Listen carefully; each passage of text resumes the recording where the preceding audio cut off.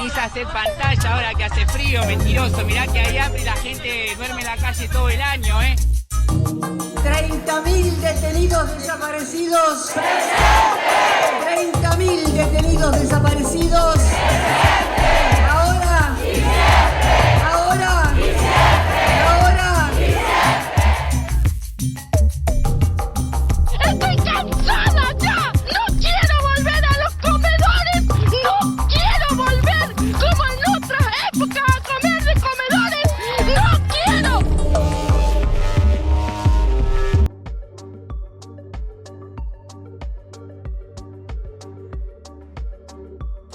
Bueno, cuando asume el nuevo gobierno de Mauricio Macri, una de las primeras cosas que se trata de instalar en términos de política exterior es la reinserción, ¿sí? La reinserción al mundo. Esto es básicamente retomar lo que era el tipo de relaciones en la década de los 90, en el sentido de congraciarse con los poderes centrales, o sea, de los países centrales del capitalismo global. O sea, Estados Unidos como punta de lanza de ese sector, digamos, pero también con una visión bastante, o sea, bastante vieja en el sentido de que en los 90 el contexto no era el contexto que tenemos hoy en día. O sea, también ha cambiado mucho de ese telón de fondo. O sea, en los 90 lo que tenías era una política de, bueno, la caída del muro de Berlín, la caída de la Unión Soviética, la implosión de la Unión Soviética, y con eso, digamos, una impronta muy fuerte por parte del neoliberalismo como pensamiento único, como pensamiento hegemónico. Se hablaba del fin de las ideologías, el mundo unipolar, o sea, todo un marco de época que no es el mismo marco de época que estamos teniendo hoy en día.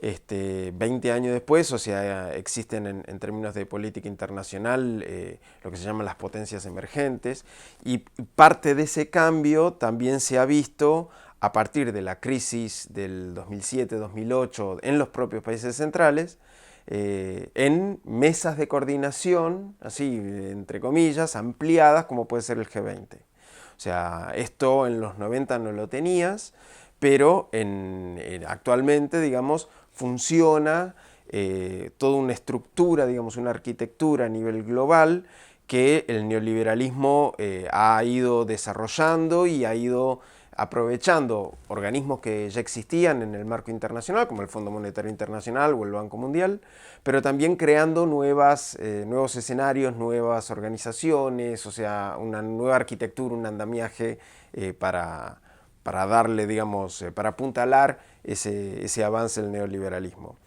Y ahí básicamente tenés dos organizaciones nuevas, o sea, una que nace a mediados de los 90, que es la OMC, la Organización Mundial del Comercio, es bien hija de esa época. Y después tenés el propio G20. O sea, con la crisis del 2008 lo que tenés es, bueno, ya de inicios de la década tenés una ampliación, esto es por invitación de Estados Unidos,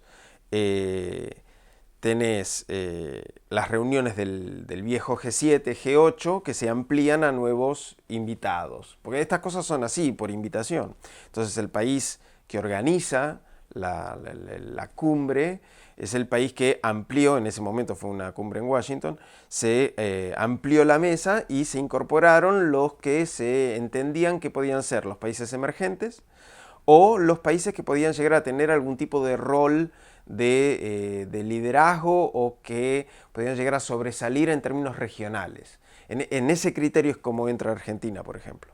O sea, Argentina no es un país, digamos, que sea un mercado emergente a la par de Brasil, Rusia, China, India. O sea, pero sí Argentina es la tercera economía más importante de América Latina y junto con, o sea, los países que son miembros del G20 no es casual que sean Brasil, México y Argentina el tercero.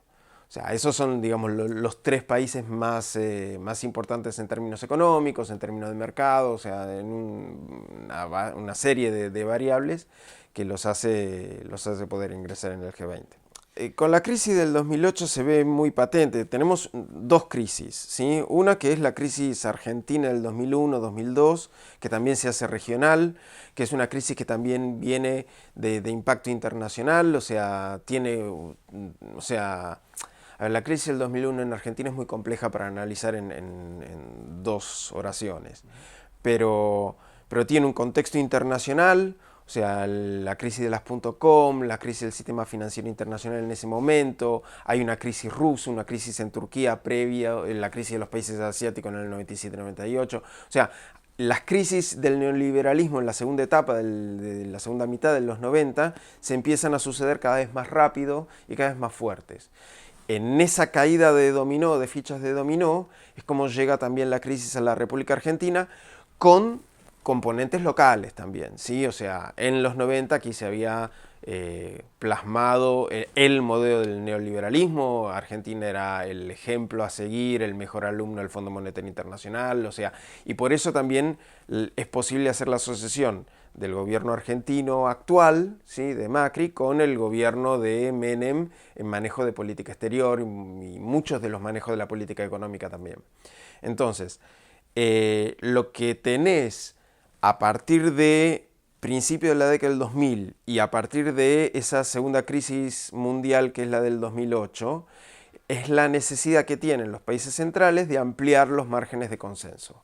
O sea, ese consenso se tiene que ver en algún lugar. O sea, ya no pueden negociar las cosas, o sea, acordar 7 países que son los países más ricos del mundo, el G7, en una mesa chica de coordinación.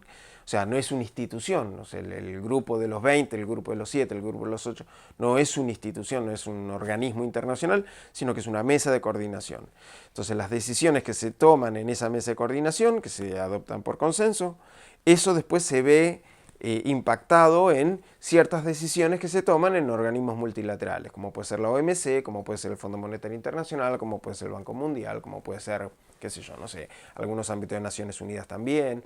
O sea, esa es la importancia que tiene el G20 en términos de manejar, o sea, de ser el núcleo de ese motor de comando del neoliberalismo capitalista.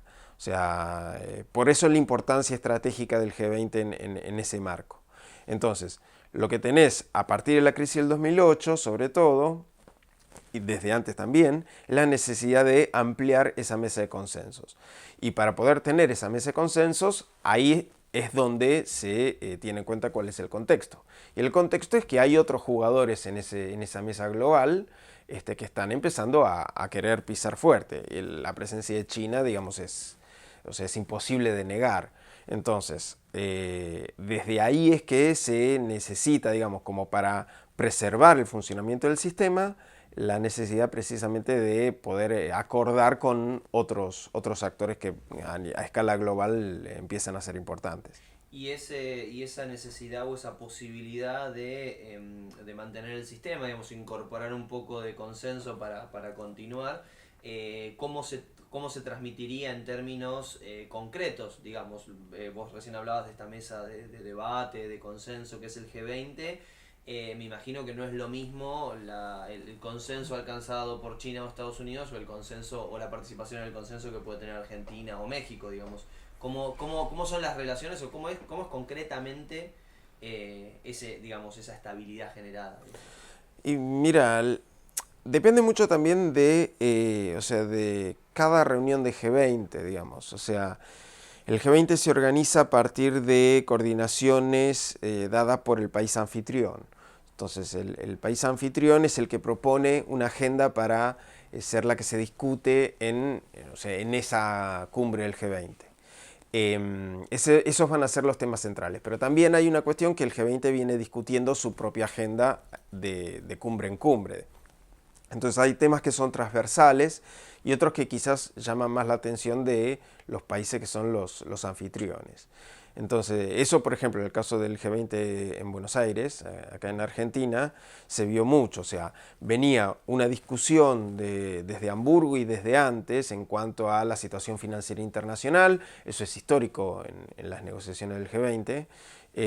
Pero lo que son los mercados globales, pero también había una impronta que intentaba ponerle el gobierno argentino respecto de temas que consideraba centrales, pero que, o sea, después en las negociaciones y en las charlas no tuvieron el perfil, digamos, el alto perfil que pretendía el gobierno argentino. En ese sentido, lo que quedó del G20 para el gobierno argentino fue simplemente la organización de una cumbre. O sea, que fue en términos de, a veces se la presentaba la cumbre como la organización de la cumbre más importante en la historia de la Argentina. O sea, la cumbre internacional que iba a trascender. Y la verdad que o sea, no quedó nada en concreto en Argentina después de que el G20 pasó. O sea, lo que sí quedó, y eso es materia de preocupación, digamos, sobre todo para la gente, digamos, las organizaciones sociales, o sea, los sectores más movilizados, es todo el aparato represivo que se armó alrededor de esa conferencia. Toda como una estrategia ya que se venía armando con anticipación a la realización del G20, de cierto clima de paranoia respecto de las cosas que podían llegar a pasar para el G20. A ver, hay algo que tiene que ser, o sea, que tenemos que entender, digamos, que recibir a 19 mandatarios en un solo lugar y que se den cita a 20 mandatarios a escala global en un solo lugar, centra las preocupaciones de cualquier gobierno, ¿sí? Entonces hay que guardar la seguridad en el sentido de proteger a esas figuras que visitan cualquier país, pero también hay una cuestión que tiene que ver con los movimientos que venimos siguiendo, digamos, el análisis de las negociaciones del G20 y que tenemos una postura crítica respecto de ese tipo de negociaciones.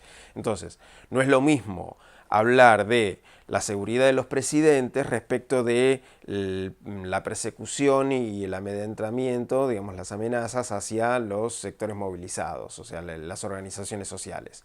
¿Por qué? Porque existen movimientos alrededor del mundo que tienen mucho para decir en cuestiones críticas sobre la globalización neoliberal. O sea, la globalización neoliberal es funcional para los sectores que ya venían ganando y lo que ha hecho es generar una mayor brecha, una mayor concentración y una diferencia cada vez más grande entre los más ricos y los más pobres. Entonces, eso es lo que se ve desde los últimos 20, 30 años. O sea, la aplicación de las políticas neoliberales en cualquier lugar del mundo, lo que ha generado es eso, una mayor concentración en cada vez menores manos. Esas manos cada vez más pocas, más chicas, dejan una exclusión cada vez más creciente. Y eso se ve a distintas escalas, en distintos países, en distintos continentes, pero básicamente es con recetas que son bastante similares y que se coordinan, se negocian, se tratan de llevar adelante, se gobiernan en estas mesas de coordinación. ¿Cómo funciona pensando por ejemplo en el pago a los fondos buitre o el pago a los acreedores en diferentes instancias? ¿Cómo funciona estos sistemas de arbitraje o estos sistemas en donde las empresas, pero también acreedores que no quieren entrar a las negociaciones, pueden despojar a un país de grandes cantidades de recursos, como pasó en el caso de los holdouts con el juez Griesa? Contame un poco de eso, pensando en este despojo o en esta apropiación en pocas manos. Vos, a ver, lo que tenés, digamos, son distintos mecanismos en los cuales el sistema y los principales actores del sistema pueden hacerse de esos recursos. Y son recursos que son socialmente generados, o sea, que son generados con el trabajo de toda la población de un país. Ahí es donde vos podés ver ese mecanismo de despojo que mencionás. Un mecanismo es precisamente con el endeudamiento público. En Argentina nosotros hemos tenido endeudamiento público y privado, pero que en definitiva, en algunos momentos de la historia, el Estado es el que lo que hace es estatizar, digamos, o sea, lo que hace es nacionalizar las deudas privadas. Eso se vivió durante la dictadura militar con los mismos responsables que después asesoraron económicamente el gobierno de Carlos Menem y que son asesores bastante cercanos de los que están en el actual gobierno. Entonces ahí ves, digamos, con las diferencias de décadas, un hilo conductor en lo que son las políticas en materia económica, a escala global, digamos, pero en el caso de Argentina. La otra es, una es la cuestión de la deuda, la otra es la cuestión de lo que tienen que ver con los tratados de libre comercio y los tratados de protección de inversiones.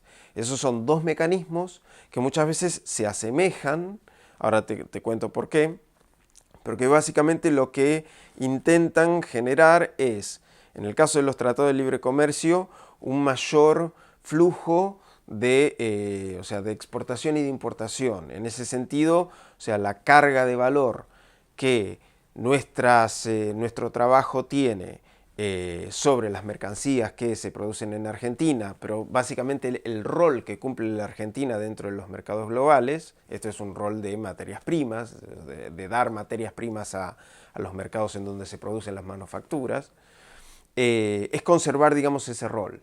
O sea, el valor argentino generado socialmente es un valor que está entregado a empresas que están cada vez más multinacionalizadas, digamos, y que lo que hacen es entregar esa cadena de valor generada en Argentina e incorporarlas a una cadena global de valor que está manejado por las empresas transnacionales. O sea, estas cadenas globales de valor lo que hacen es, y esa es la inserción al mundo que vos podés escuchar por parte del gobierno de Argentina como de otros, ¿sí? O sea, cuando el actual gobierno dice que nos queremos reinsertar en el mundo, que queremos volver al mundo, básicamente el discurso, o sea, en términos concretos lo que significa, lo que oculta es incorporarse esas cadenas globales de valor que lo que hacen es concentrar el trabajo, digamos, el capital generado socialmente en pocas manos. La otra cuestión es que este mecanismo y estas empresas, que son las que acumulan ese capital y esa riqueza, necesitan ciertos mecanismos de protección. O sea, en este sentido, puede haber gobiernos que puedan llegar a dar algún paso atrás o intentar dar, y ni siquiera necesitamos, o sea, grandes cambios, o sea, simplemente un cambio en alguna legislación o en alguna medida que se pueda llegar a tomar. Por ejemplo, el aumento de algún impuesto, que no es ninguna medida revolucionaria ni nada por el estilo. Eso puede llegar a afectar el nivel de ganancias de las empresas. Entonces, necesitan esas empresas garantizarse mecanismos que aseguren que el nivel de ganancia que están teniendo se preserve así. Y eso se hace mediante tratados internacionales. O sea, en los 90, pero, o sea, los tratados de protección de inversiones son anteriores, pero en los 90 uno ve una increíble cantidad de tratados bilaterales de inversión que se firmaron a partir de la década de los 90. El aumento es exponencial, y a partir de ahí también es como esos tratados de protección de inversiones lo que hacen es permitir que empresas privadas puedan demandar internacionalmente a estados de igual a igual en mecanismos de arbitraje. Este tipo de tratados de protección de inversiones muchas veces los encontrás como capítulos de inversión en los tratados de libre comercio. Entonces ahí es donde se entrelazan estos mecanismos. A veces los encontrás, a veces no. Esto es una cuestión, digamos, más de análisis puntual en cada caso. Pero en el caso argentino, por ejemplo, Argentina es uno de los países que más cantidad de tratados bilaterales de inversión ha firmado en la región, y es el país que más demandas ha acumulado a nivel internacional adentro de centros de arbitraje como puede ser el CIADI en el Banco Mundial. Ha sido el país más demandado en el mundo. Y en ese sentido ahí es donde vos podés analizar cómo funcionan estos mecanismos que nosotros podemos identificarlos como mecanismos de despojo por parte del trabajo de la población, pero que en los centros de poder, o sea, se analizan como una cuestión formal, algo muy común, digamos, simplemente con una cuestión totalmente despersonalizada, cosas que pasan. Y eso lo que hace es encorsetar las políticas públicas. O sea, cuando vos entregás, sea con el tema de los holdouts, por ejemplo, con el tema de la deuda externa, la posibilidad de que cualquier tipo de endeudamiento no pueda ser dirimido en los tribunales locales. Eso es una parte de una entrega de soberanía en materia de jurisdicción. Lo mismo pasa con los tratados de protección de inversiones, que todas las cuestiones que tengan que ver con el posible la posible afectación a los intereses de una empresa en materia de sus ganancias no se puedan resolver en los tribunales locales, sino que la empresa puede elegir cualquier mecanismo de arbitraje a disposición en cualquier lugar del mundo y que lleve ese tema a discutir a ese centro de arbitraje, ahí el Estado va perdiendo capacidad de poder decidir sobre sus propias políticas públicas. Una de las cosas que yo investigo mucho es el tema de cómo los tratados de protección de inversiones han afectado, en el caso argentino, a lo que es el sector de agua potable y saneamiento, por ejemplo. O sea, Argentina no solamente ha sido el más demandado en el mundo dentro del CIEDI, sino además ha sido el más demandado en materia del sector de agua potable. Entonces, si uno empieza a considerar, a partir del año 2010, no se puede negar que el acceso al agua potable y al saneamiento es un derecho humano básico y universal para todo el mundo. Ahora, si nosotros estábamos diciendo, si una empresa transnacional puede demandar a un Estado para reclamar por un aumento de tarifas, ¿sí?, en un caso tan sensible como puede ser el acceso al agua potable, porque ese sector se privatizó previamente, ¿sí? En los 90 en Argentina se privatizó el agua potable, ¿sí?, o sea, la distribución de agua potable. Frente a la crisis en el 2001, frente a posibles crisis posteriores, el gobierno intenta tratar de preservar el nivel adquisitivo, ¿sí?, impidiendo un aumento tarifario por parte de las empresas. Y las empresas terminan demandando al Estado y terminan ganando esas demandas en arbitrajes internacionales.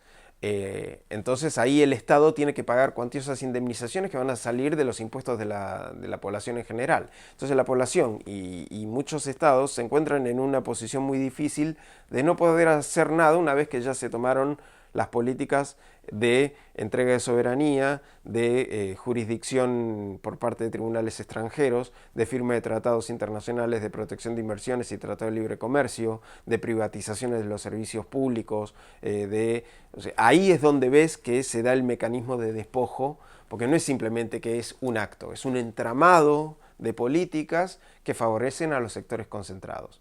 Entonces, desarmar ese entramado no es algo que sea sencillo, es un entramado muy bien entrelazado y ese entramado necesita un seguimiento, ¿sí?, por parte de los afectados, o sea, la población en general, somos nosotros los que generamos trabajo y con ese trabajo lo que hacemos es pagar impuestos y con esos impuestos, muchos de esos impuestos terminan yendo en estas demandas. Entonces terminamos pagando y sufriendo también las consecuencias de esas políticas, o sea, aumentos de tarifas, pérdida de la calidad de los servicios públicos que tenemos, o sea, el agua que se distribuye, muchas veces por ejemplo, en el caso de Argentina, a las empresas privatizadas se les pusieron multas por la baja calidad del agua que distribuía acá en la ciudad de Buenos Aires. O sea, era una calidad de agua, ¿sí?, un tipo de agua que no pasaba por los controles de la gente que toma agua en París, en Francia, en Berlín, en Alemania, o sea, en la propia Europa, ¿sí? Es agua que no podría ser distribuida, se distribuía en Buenos Aires por empresas que tenían origen europeo, ¿sí?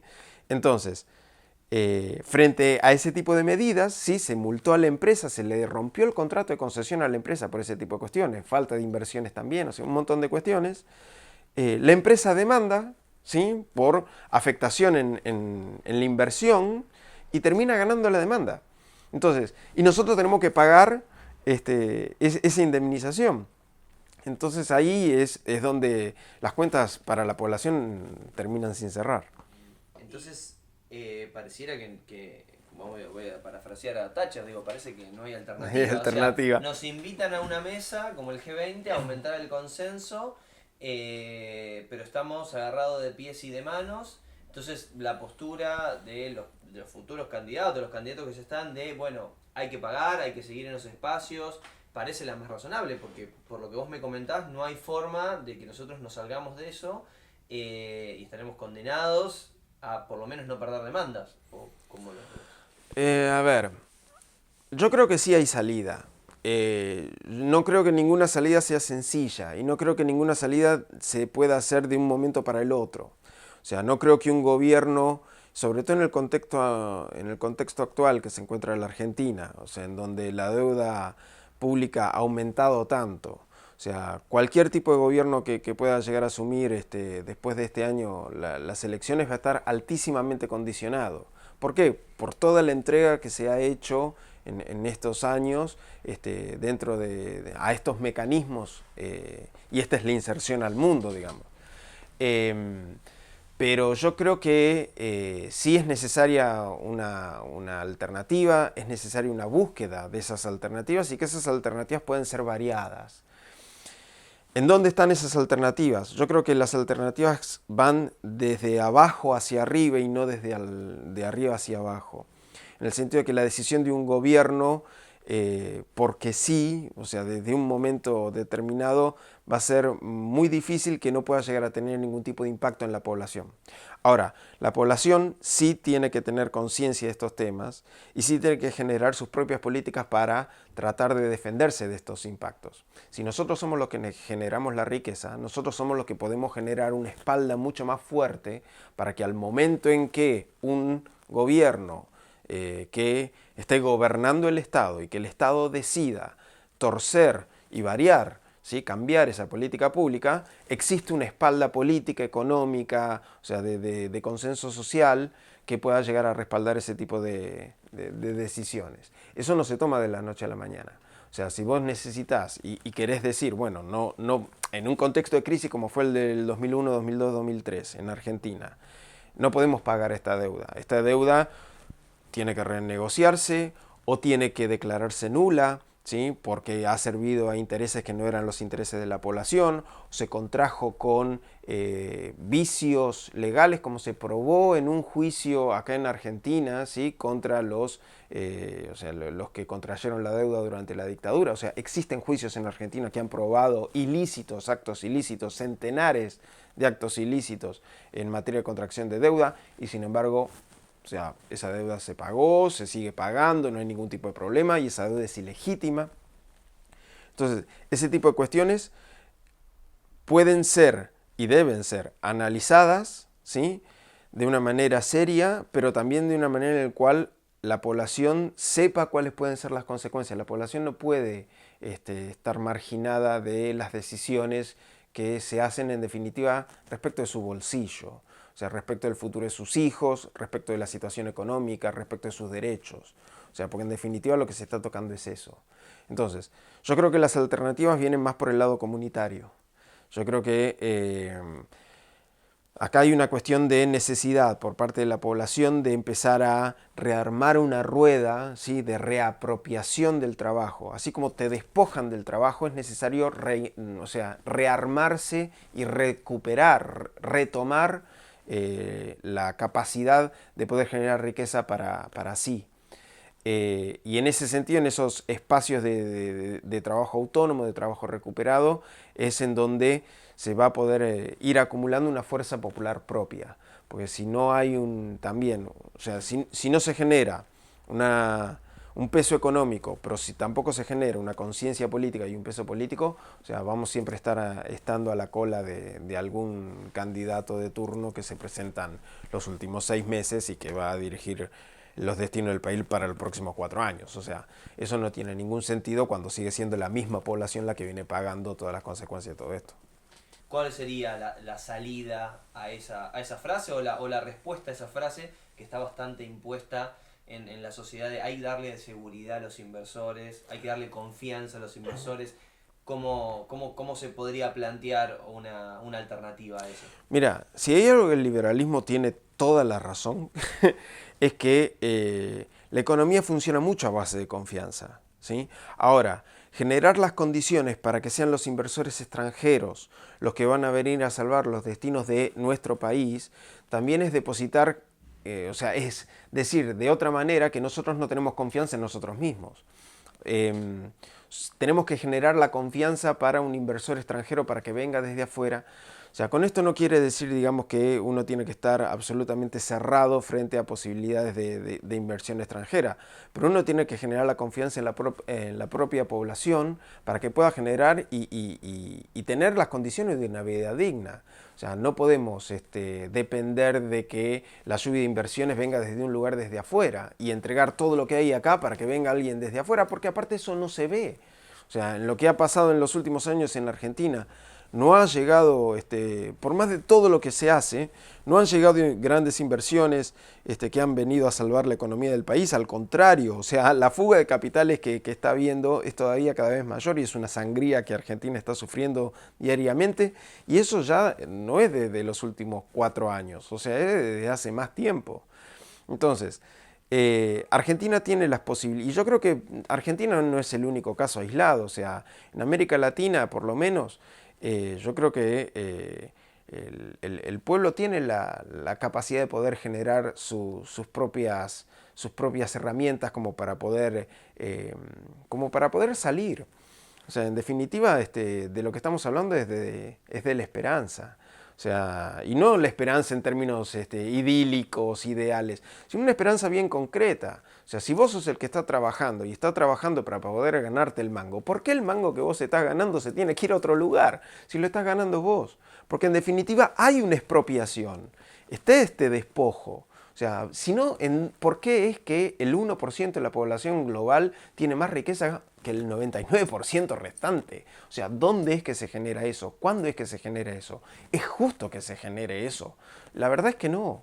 Entonces, ¿cómo hacemos para volver a equilibrar esa balanza? Porque esa balanza no es que tiene cierto margen de error. No es un margen de error eso. O sea, eso significa que está absolutamente desequilibrado el poder global. Y el poder y los mecanismos que funcionan precisamente en el G20, en la OMC, en los tratados de comercio y de inversión, lo que hacen es conservar esa disparidad. O sea, protegen esa disparidad. Lo que hay que hacer es volver a hablar de justicia y volver a hablar de una justicia que sea equitativa para todo el mundo, en el cual, o sea, nosotros podamos retomar el futuro en nuestras manos. Si vos me tuvieras que decir algo que te quedó a vos, pero también que le quedó al grupo de personas y a las organizaciones a las que perteneces del proceso del G20, más allá de lo que quedó a Argentina, digamos, Sí. en términos más colectivos de las relaciones. Nosotros, digamos. Exactamente. ¿Qué sería lo que me podrías... Puede ser, no tienes una frase, te puedes No. extenderte, digamos, pero que... Mira, a nosotros nos ha dejado mucho. Yo creo que, bueno, a ver, en el afuera, digamos, está la cuestión de la represión que te decía. La organización, o sea, la mía particular, ATAC, acá en Argentina, fue objeto de ciertas amenazas por parte y también de un seguimiento por parte del gobierno respecto de manejos de financiamiento para la organización de los foros alternativos y todo eso. Por supuesto eran infundados, pero nosotros fuimos ejemplo de esa persecución y lo recibimos en carne propia. O sea, ahí hay una experiencia. Cuando vos estás tocando los centros del poder, el poder no se queda muy cómodo viendo cómo lo estás tocando. O sea, hay una capacidad de reacción. Pero en el adentro, digamos, a nosotros lo que nos dejó mucho fue la capacidad de organización con grupos que antes por ahí no teníamos contacto. También un cambio generacional que nosotros lo vimos, o sea, yo vengo en lo particular y ATAC también de la lucha contra el ALCA, ¿sí? Contra el Tratado de Libre Comercio de las Américas, que eso era de principios de la década del 2000. Hicimos un trabajo acá en Argentina tremendo en torno a eso. No lo hicimos solos, lo hicimos también con un montón de organizaciones, sindicatos, con sectores de la iglesia, o sea, fue amplísimo. Pero también con esto del G20, con la ministerial, digamos, la conferencia ministerial de la OMC del año anterior, nos empezamos a relacionar con otras organizaciones que no habían llegado en aquel momento del ALCA. Y entonces, y ahí hay una juventud que se incorporó. Y eso a nosotros nos da aliento para seguir con esa rueda. Vemos que hay una continuidad en todo esto. Y si lo hubo en la continuidad de los 90 al 2000 y del 2000 ahora, es porque va a seguir habiendo. Y esto a nosotros nos permite generar lazos de cooperación, de amistad, que antes no teníamos, y en ese sentido seguir armando. O sea, el entramado que ellos arman, bueno, o sea, eso también ocurre respecto de los sectores populares. O sea, hay un lazo de solidaridad, hay un lazo de acercamiento, de cooperación, y eso se va trabajando y es un hilado muy fino que se hace con mucho tiempo, mucho amor, mucha paciencia, pero mucho trabajo. Y a nosotros este tipo de organización, digamos, y de armado de tareas, de cumbres alternativas y de foros de debate, nos deja muy contentos y nos deja mucho como para poder contar y desarrollar para adelante.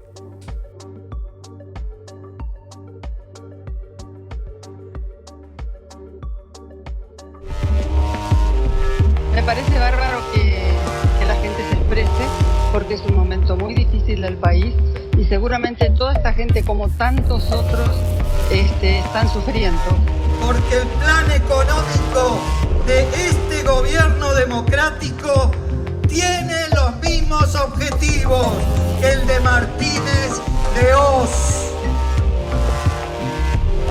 Por eso estamos acá. Somos las organizaciones del campo popular que construimos con un objetivo común.